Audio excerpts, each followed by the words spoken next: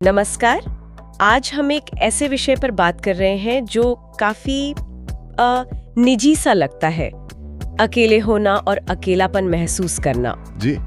अक्सर ना लोग इन्हें एक ही चीज समझ लेते हैं, पर क्या ये वाकई एक है?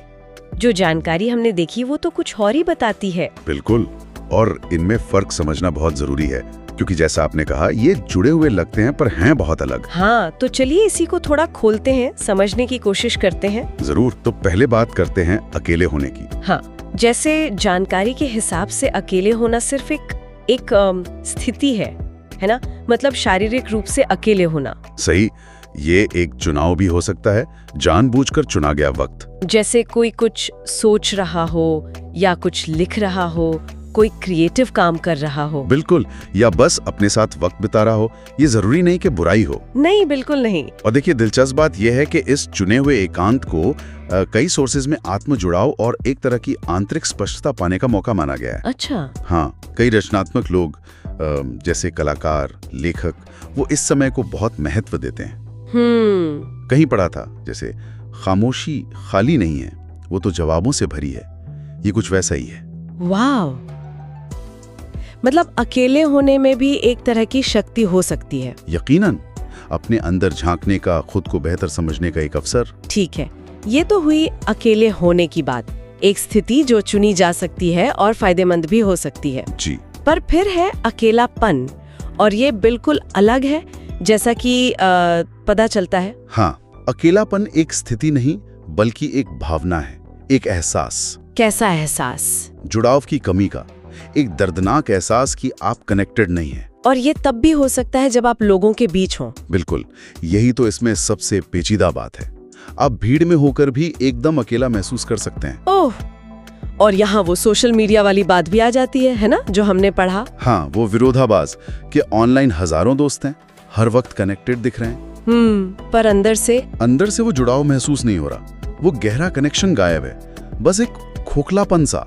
तो अगर हम दोनों को साथ रखें, अकेला होना और अकेलापन, तो मुख्य अंतर क्या हुआ? मुख्य अंतर है चुनाव बनाम अनुभव।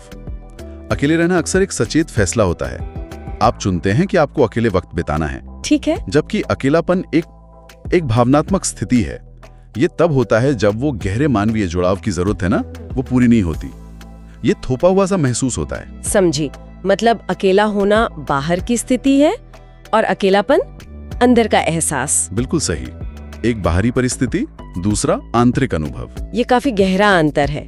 अच्छा, अगर कोई इस अकेलेपन के एहसास से गुजर रहा हो, तो क्या इससे निकलने के कुछ रास्ते भी हैं? कुछ सुझाव? हाँ, बिल्कुल हैं। और सोर्सेज में कुछ व्यवहारिक तरीके बताए भी गए हैं।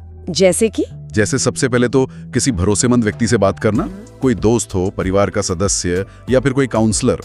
अपनी भावनाएं व्यक्त करना।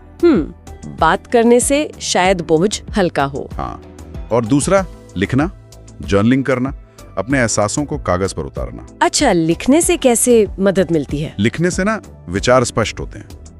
आप अपनी भावनाओं को बाहर निकालकर उन्हें एक तरह से देख पाते हैं, समझ पाते हैं। ये बात तो सही है। और कुछ? हाँ, एक और सुझाव है कि कुछ नया सीखें या कोई शौक अपनाएं। इससे क्या होगा? इससे ध्यान बढ़ता है, और जब आप कुछ नया सीखते हैं या करते हैं तो आत्मविश्वास भी बढ़ता है।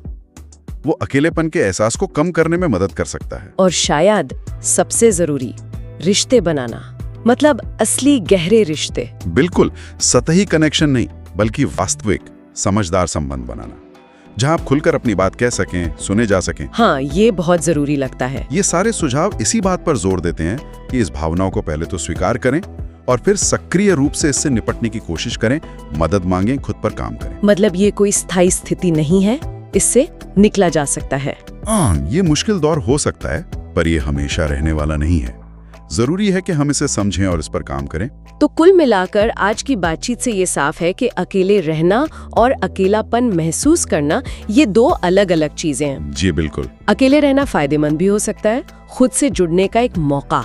हाँ। जबकि अकेलापन एक मुश्किल भावना है, लेकिन उससे निपटा जा सकता है। और ये महसूस करना ये भी सामान्य है, कोई इसमें अकेला नहीं है। सही कहा। और एक आखिरी बात सोचने के लिए, हाँ, हम जिस समाज में रहते हैं वो अकेले रहने को कैसे देखता है?